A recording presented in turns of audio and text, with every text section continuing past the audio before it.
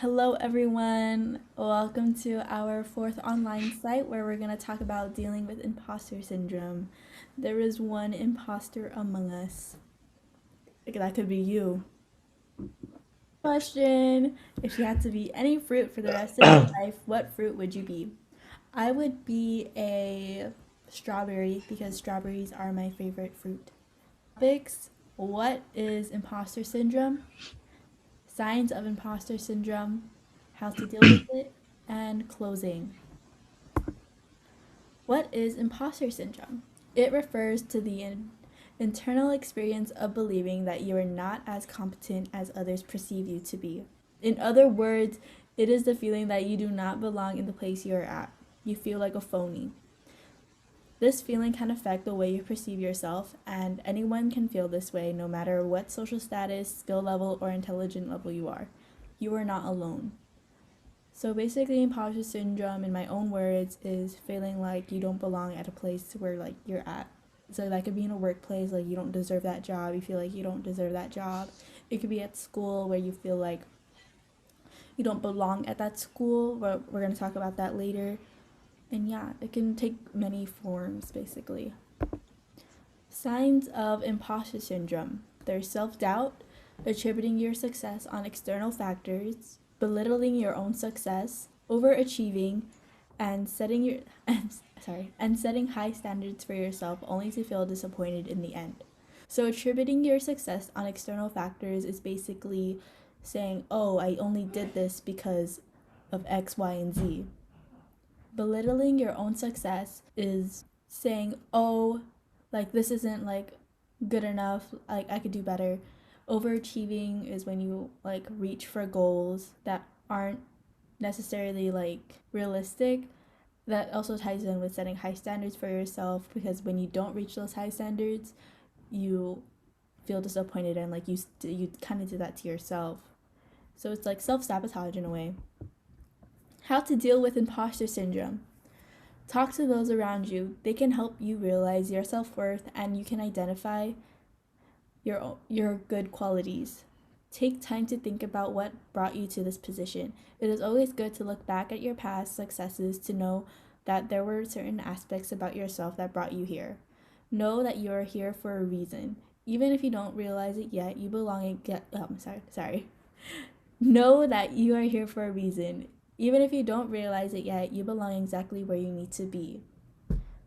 And then I'm going to talk about imposter syndrome at UCSD. My experience at UCSD and imposter syndrome, it took like a big toll on me because I came from a I came from Paradise Hills. I went to Morse, and like the experiences at Morse are a lot different from UCSD's, and I felt like, I don't know, at Morse I was surrounded by people that were on the same level as me, and now at UCSD I'm surrounded by people that are like not on the same level as me, and like there are a lot smarter people there, and I just felt like I never belonged, and like my successes in high school did not correlate with like what brought me to UCSD. And I felt for a really long time, especially my first quarter here, I felt like I didn't belong at UCSD just because, like that my roommates were really smart. Everyone I talked to was really smart. It was a weird feeling, knowing that you go to that school, but you also don't belong to that school. And what helped me like overcome it was joining clubs like KP has allowed me to like realize like, oh, there are people here like me that have also experienced the same things I'm experiencing, and like they helped me like they helped show me that I belonged here, and that this school is for me and stuff. That's my experience with imposter syndrome at UCSD. Sorry. And that's basically it. For closing, I'm gonna open the floor to our high schoolers. Joshua, do you want to share any experiences with imposter syndrome, or do you have any questions about imposter syndrome? Is it like moving to a different school, like imposter syndrome? Yeah, that counts as imposter syndrome. There's no like real like definition. It's just how you Oh, feel. Did you feel like you didn't belong there? Yeah, Mm. because there's way more smarter people at OTI. I just feel like classes at OTI are just more harder, in my opinion, Mm-hmm. and they're more strict on. So coming from Morse, I would come in with a mindset of being lazy. I'm starting to overcome that mindset. Okay, so that's the end of our workshop. Plans for the next month.